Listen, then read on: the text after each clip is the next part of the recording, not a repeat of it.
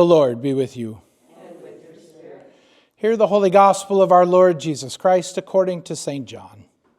Lord, to you, Lord Christ. In a little while you will see me no more, and then after a little while you will see me. Some of his disciples said to one another, "What does he mean by saying, 'In a little while you will see me no more, and then after a little while you will see me'? And because I am going to the Father." They kept asking, "What does he mean by a little while? We don't understand what he is saying." Jesus saw that they wanted to ask him about this, so he said to them, "Are you asking one another what I meant when I said, 'In a little while you will see me no more, and then after a little while you will see me'? I tell you the truth, you will weep and mourn while the world rejoices.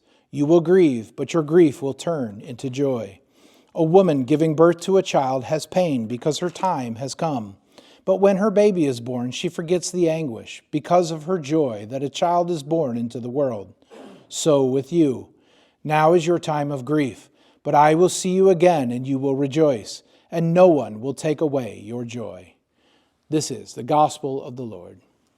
Praise to you, Lord Christ. May I speak in the name of the Father, and of the Son, and of the Holy Spirit. Amen. Please be seated.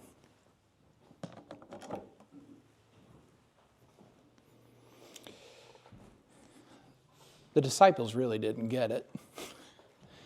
They couldn't.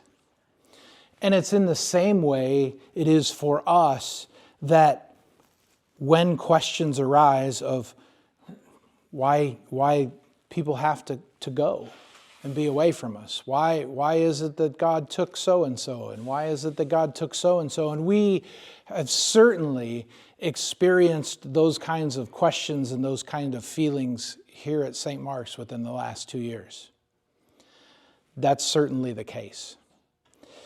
And the fact of the matter is this: if we could peel back the veil, we oftentimes talk about when we come to the altar rail and we receive communion, the entire company of heaven is with us and rejoices with us.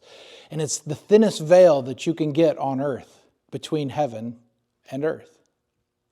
If we could just peel back a corner and look inside, there would be no grief. We wouldn't worry about what tomorrow's going to bring when our loved ones are rejoicing in heaven. We would worry no more about how we're going to pay this bill and that bill because we know where we're going. We know where we're going in our minds. We know where we're going in our hearts. It's the connection between the two that says you can get up, you can go out into the world, and you can do what you need to do. And stop worrying about the dead. We know where they are. We know the Father's love. We know what we can know. You know, there was a really cool story, and it's completely a story. It's not biblical, but it was as if a man like a reporter from the news was interviewing Lazarus the day after he rose from the dead. And he said to Lazarus, he said, "What was it like being dead?" And he said, "You know, I didn't quite make it to heaven, so I was kind of looking at my life as a tapestry, but it was like it was flipped over and full of holes." You see, because Lazarus was raised back to his earthly body, not in the way that Jesus Christ was resurrected. He resurrected into his resurrected body, where there is no more sickness, there is no more pain, there is no more sorrows, and there is no more goodbyes. You see, the disciples couldn't get it. Jesus was trying to tell them before his crucifixion, "I'll be with you for a little while longer, but then I won't be with you again. But then you'll see me again. This is your time of weeping. It's okay to mourn. It's okay to miss our loved ones. It's okay to look out upon our congregation and go, man, I miss when so-and-so was here, and I miss when so-and-so was here, and I miss when so-and-so was here." It's okay. Jesus told his disciples, this is your time of grief. However, you can't imagine the joy that I have prepared for you. And we also have to remember, which this is the hardest part, we have to remember, first of all, that eternity, it's eternal. life is a blink of an eye. Day by day may seem like it takes forever. Mourning comes at night.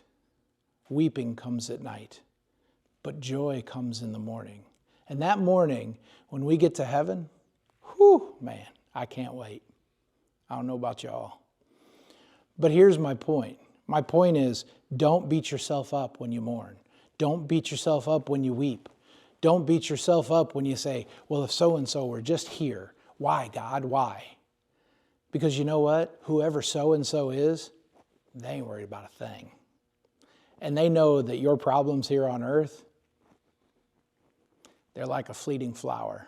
They're like a piece of grass that dies.